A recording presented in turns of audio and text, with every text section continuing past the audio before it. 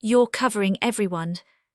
My father said it so calmly that for a second I thought I had misheard him. Then he slid the leather bill folder across the white tablecloth toward me. I opened it. $9,200. Not for my room, not for my meals, for everyone. My brother Jason gave this awkward little laugh and looked down at his dessert plate. Dad said you were handling it. Across the table, my aunt suddenly became fascinated with her water glass. My cousins stopped talking, and my mother, Linda, leaned close enough that her perfume hit me before her words did. Melanie, she whispered, don't ruin this. We were finally being a family again. 4 years of no contact, and this was the moment they chose to prove I belonged. By handing me the bills. My father, Richard Carter, folded his hands like a judge waiting for a confession. You make good money. This is how you prove you're not holding a grudge. I looked at the total again. Spa packages, cocktails, boat rentals, a private cabana I had never stepped inside. Then I remembered what the front desk clerk had said when I checked in. You're the primary guest on the account. At the time my mom had laughed too quickly and said, oh, resorts always say things weirdly. Now nothing felt weird. It felt planned. I had flown there because my mother called me crying 2 weeks earlier. She said, let's start over, no pressure, just come be with us. I believed her enough to buy my own flight. I packed carefully.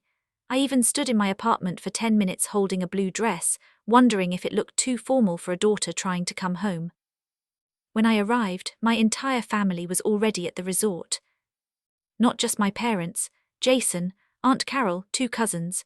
People who had not texted me once in 4 years were suddenly hugging me by the pool, telling me how nice it was that I had finally come around. I thought they meant emotionally. Now I understood they meant financially. My father tapped the bill folder with 2 fingers. Let's not make a scene. I closed it. Then I smiled. I'd like to speak with the hotel manager. For half a second my father's face changed. And if he was so sure I owed that bill, why did he suddenly look afraid? I stood up before my knees could remember they were supposed to shake. The chair scraped louder than I meant it to, and half the table flinched. My father did not. He stayed seated, one hand still resting on the leather bill folder like he owned the paper, the table, and the room. Sit down, Melanie, he said. My mother stood before I could answer. I'll talk to her, she said quickly. She followed me out of the restaurant and into the hallway near the lobby, where the music from the dining room faded behind the sound of a decorative fountain. The second we were out of sight, her hand closed around my wrist. Please, she whispered, please don't embarrass your father. I looked down at her fingers on my arm. That was the old order of things, his pride first, my discomfort second, the truth somewhere far behind both. Why does everyone think I'm paying? I asked. Her grip loosened, but she did not let go. Your father worked very hard to organize this. That wasn't my question. Melanie. Why did Jason say Dad told him I was handling it? My mother glanced toward the restaurant entrance, like she was afraid Richard might appear just from hearing his name. He told them you wanted to make things right, she said. I stared at her. He told them what? She swallowed, that you wanted to treat everyone, as a gesture. I never said that. Her expression flickered, not surprise, not confusion, something closer to guilt gone so fast I almost missed it. Then she straightened and said, maybe you didn't say it directly.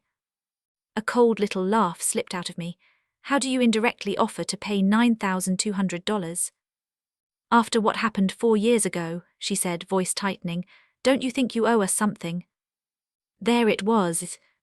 Not reconciliation, a receipt. 4 years earlier, I had gone no contact after my father took money from my savings account to cover Jason's failed business loan. He had access because I was young, scared, and still believed family accounts were safer when parents helped manage them. When I confronted him, he told everyone I had abandoned the family over money. Not stolen money, not my money. Just money. And now, after 4 quiet years, my mother had called me crying. Let's start over, she had said. No pressure, just come be with us. I had wanted one honest conversation. Instead, I got a resort full of witnesses. I pulled my wrist free. Was any of this real? I asked. The hugs, the photos, the toasts at dinner. My mother's lips parted, but nothing came out. I thought back to the first afternoon. My room had been upgraded without me asking. The clerk had smiled and said, "We hope your family enjoys the stay." A pool attendant had thanked me for hosting such a lovely group. Jason had clapped me on the shoulder and joked, "Look at you finally sharing the tech money." Every time I moved toward the front desk, my mother had appeared beside me. Later, she would say, "Come sit with us." Now I knew why. She had not been keeping me close because she missed me. She had been keeping me away from the account. I walked back into the restaurant. My father was smiling again, leaning back in his chair as Aunt Carol murmured something to him. The second he saw me, he lifted his glass like he had already won. I stopped beside the table. "Did you tell them I agreed to pay?" I asked. The cousins froze. Jason looked between us. My father took a slow sip of wine. "Don't start acting confused now," he said. I reached for the bill folder. His hand snapped out and pulled it back before I could photograph it. I looked at my father's hand on the bill folder. Then I took out my phone anyway. "Who here was told I invited you?" I asked. The restaurant went quiet in a way that made nearby tables notice. Forks paused. A server slowed near the wine station. My father's smile stayed in place, but his eyes sharpened. "Put the phone away," he said. "I didn't." Jason shifted in his chair. "Mel, come on." "No," I said. "You said Dad told you I was handling it." "Handling what exactly?" He rubbed the back of his neck. "He said you wanted to apologize, that you were doing this whole trip as like a fresh start." I turned to Aunt Carol. She wouldn't meet my eyes at first. Then she reached into her purse and pulled out her phone with trembling fingers. "Linda texted me," she said quietly. My mother made a small sound. "Carol." Aunt Carol looked at her screen. She said, "Melanie is covering the family package, so just bring yourselves. It means a lot to her." The words landed harder than the bill. I looked at my mother. "You texted that." Linda's mouth tightened. "This is not the place." Apparently it was the place to hand me a $9,200 bill. One of my cousins, Brooke, pushed her chair back enough to create space between herself and the table. "Uncle Richard told me Melanie insisted everyone come. He said she wanted all of us here." "I did not invite anyone," I said. My father laughed once, sharp and cold. "Listen to yourself. You disappear for 4 years, then the second anyone expects you to act like part of this family, you perform innocence." A few heads turned from a nearby table. "Good. For once I wanted witnesses." "You told them I planned this," I said. "I told them you were ready to stop punishing us." "No, you told them I was paying." He leaned forward. "And why shouldn't you? You do very well for yourself. You always made sure everyone knew that." "That's not true," I said. "You sit in your apartment taking design calls and sending invoices, and the rest of us are supposed to pretend you're struggling." He gestured around the table. "Your mother cried for years because you shut us out. Jason had to hear relatives ask why his own sister wouldn't speak to him. We walked on eggshells because of you." There it was again. The performance. He raised his voice just enough for people to hear, but not enough to sound out of control. He knew exactly how to turn a room into a jury. My chest tightened. I could feel the old instinct rising in me, the one that said, "Explain softly, apologize first, make yourself small so he stops." But then Jason looked at Aunt Carol's phone again. His face changed. "Dad," he said, "you told me she offered." Richard did not look at him. "She did." "I'm standing right here," I said. "And lying," he snapped. Before I could answer, a server stepped beside me. "Ms. Carter," she said carefully, "the manager is ready to speak with you." My father's chair scraped back. "No need," he said quickly. "We'll settle it as a family." The server glanced between us. I looked at him. "Then you won't mind coming with me?" His jaw tightened. My mother reached for my sleeve, but I stepped away before she could touch me. We crossed the lobby in silence. The restaurant noise faded behind us, replaced by soft piano music and the distant roll of suitcases over tile. My father walked beside me with his hands in his pockets, acting annoyed, but his pace was too fast. The manager's office sat behind the front desk. A brass nameplate read, "Daniel Alvarez, Guest Services Manager." Mr. Alvarez stood when we entered.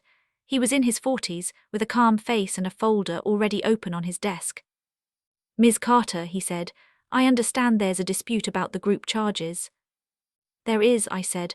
"I agreed to pay for my own expenses, nothing else." He looked down at the folder. My father crossed his arms. "That's not what was arranged." Mr. Alvarez chose his words carefully.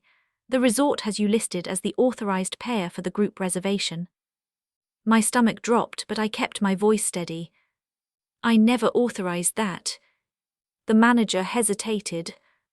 Then he said, "We have documentation." My father leaned back against the wall, like he had been waiting for that exact sentence. "Show her," he said. "Maybe then she'll stop lying." Mr. Alvarez placed a printed form on the desk and turned it toward me. My name was at the top. Melanie Carter.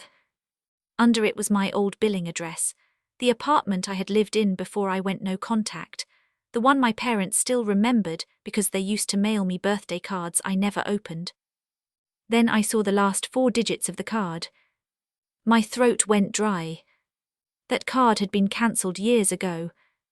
At the bottom was a signature.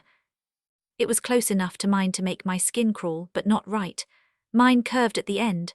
This one was sharp, controlled, like someone had practiced it from memory and gotten impatient halfway through. "I didn't sign this," I said.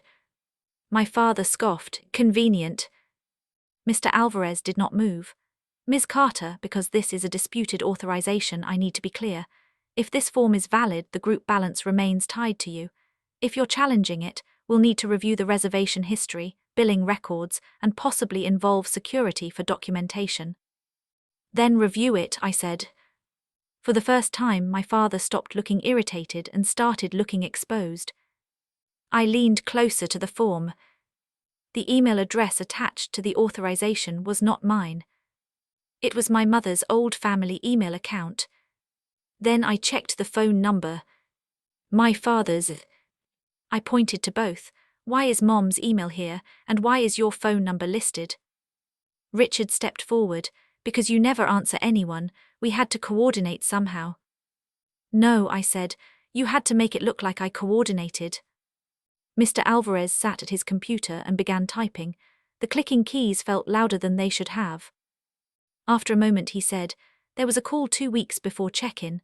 The caller added room upgrades, spa credits, a private cabana and the family dining package." My father's face hardened. Mr. Alvarez continued.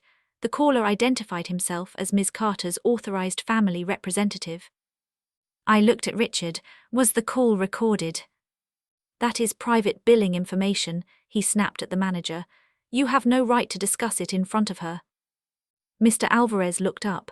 "She is the listed payer, she has the right." The room went still. Every strange moment from the trip locked into place. The front desk calling me the primary guest, staff thanking me for hosting, my mother steering me away every time I got too close to the lobby desk. They hadn't been confused.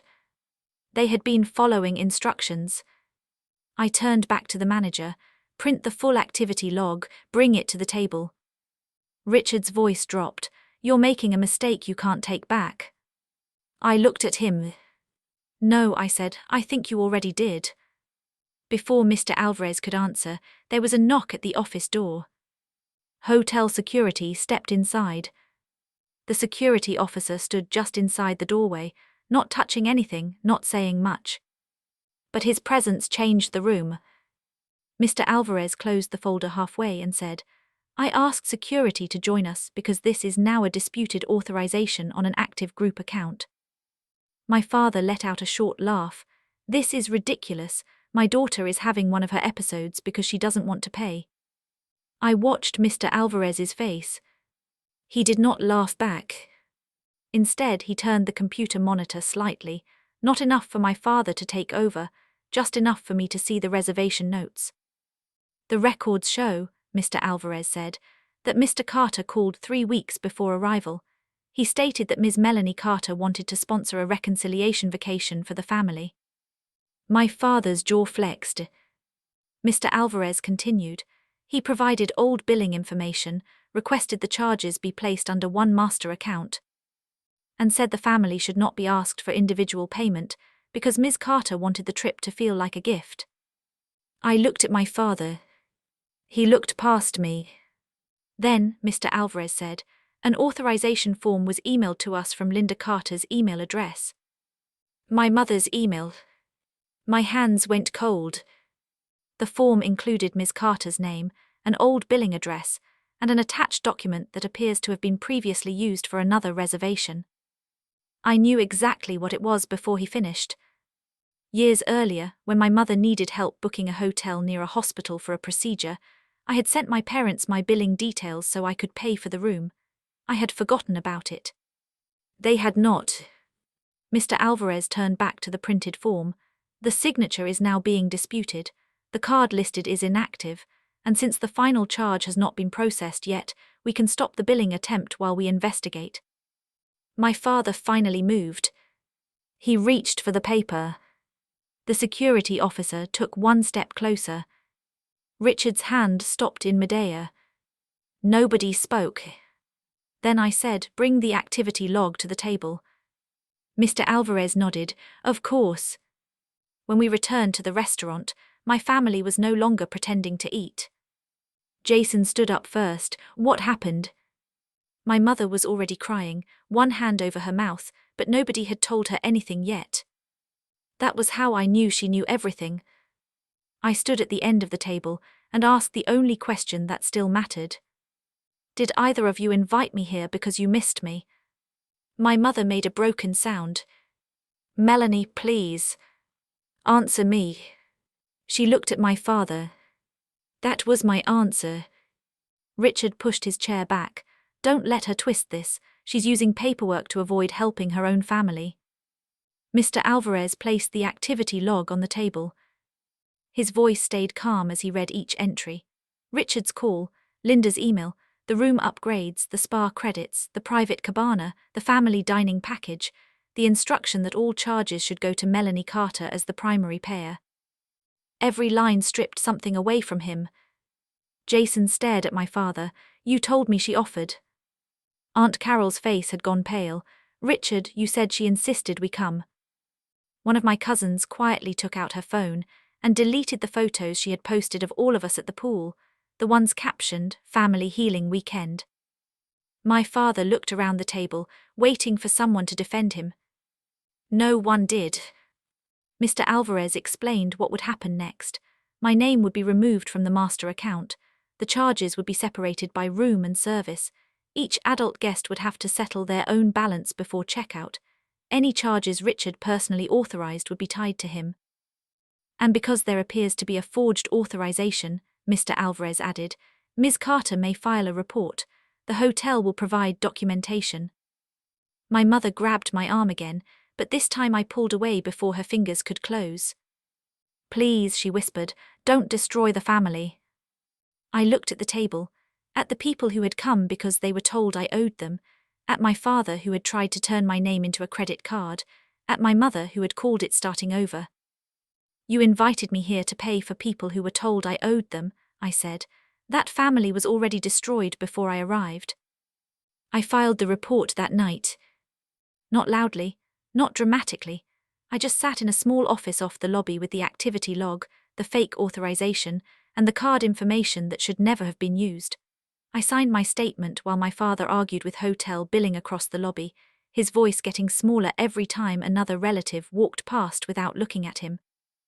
By morning, the vacation was over in every way except checkout.